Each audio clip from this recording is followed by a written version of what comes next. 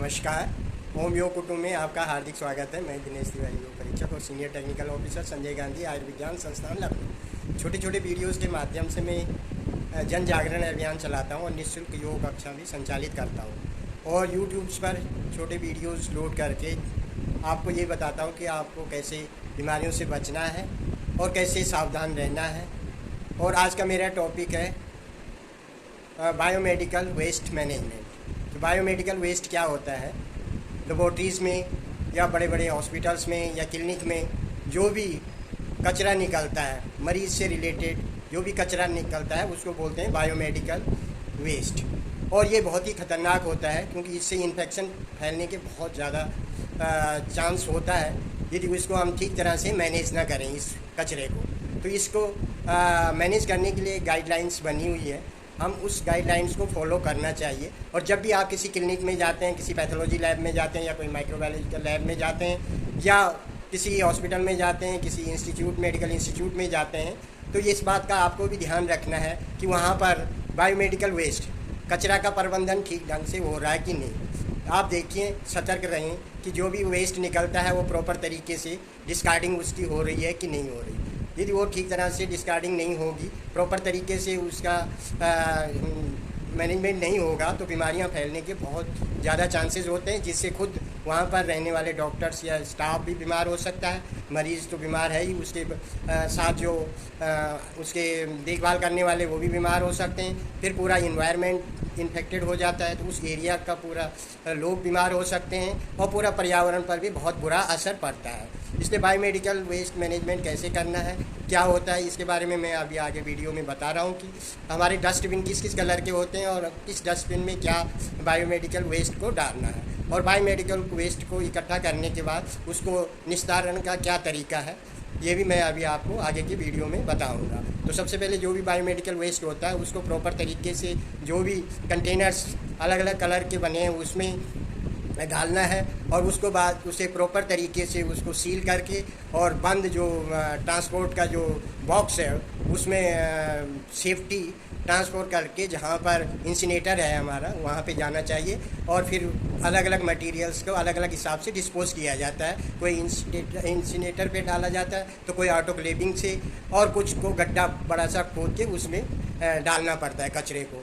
तो उसके बाद ही इन्फेक्शन कम हो जाता है और इन्फेक्शन फैलने के चांसेस नहीं रहते हैं। तो आगे मैं अभी आपको दिखाता हूँ कि कौन से कलर के बॉक्स में क्या डालना है।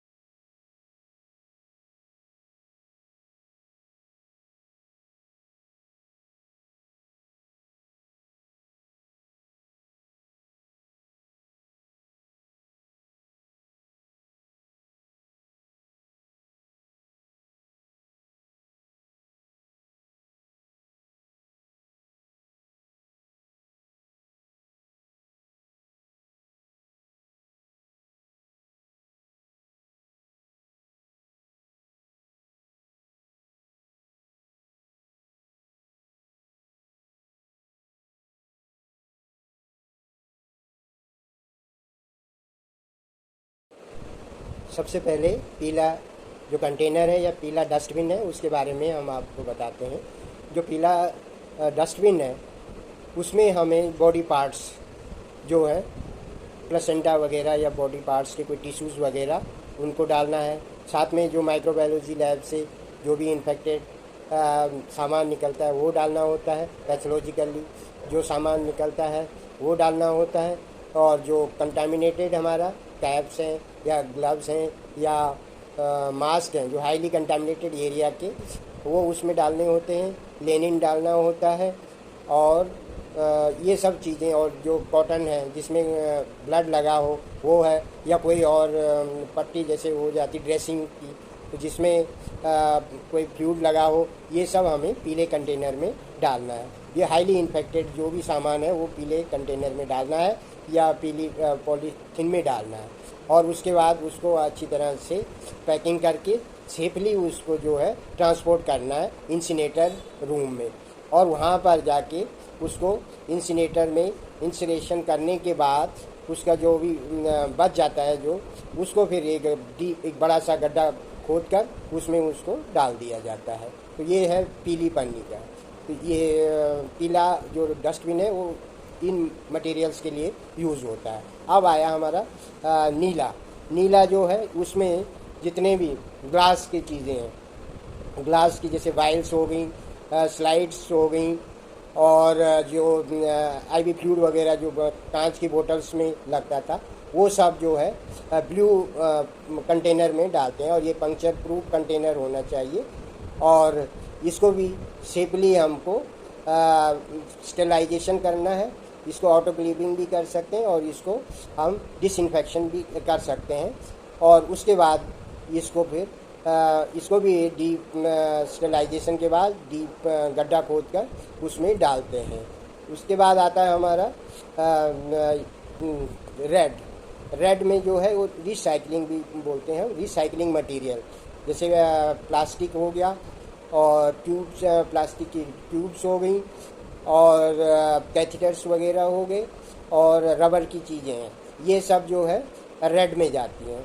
और इनको भी ऑटोक्लेव करने के बाद और उनको जो है रीयूज़ करते हैं। ऑटोक्लेव होने के बाद वो रीयूज़ हो सकते हैं, उसके और चीज़ें तो बन जाते हैं, लेकिन वो भी ऑटोक्लेव होता है।